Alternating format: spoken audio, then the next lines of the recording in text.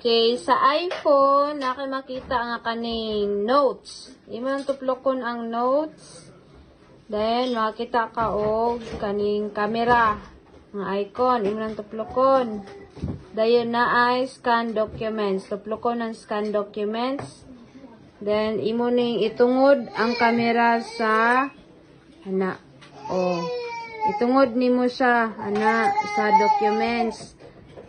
Inya na kahuman na okay, kung okay na to imong i-check nimo na oh di ba klaro, pwede nimo na siya i-crop, pwede ra din na nimo na i-crop, okay na done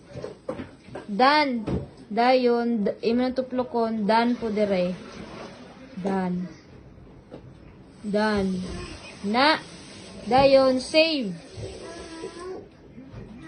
nimo. Oh, mo na siya. Tapos, kung nabalik na sad ka og kuan, mo na nga kuan. Imo na sabdan tuplokon ang camera. Kung gusto ka mag-take na pod og bag-o nga document, scan. Oh, scan na pod imo na tuplokon. Nya bag-o na pod na nga documents. Ana, di ba? Sayo na kayo. Nya save na pod dayon. Mo na ingana ra ang process.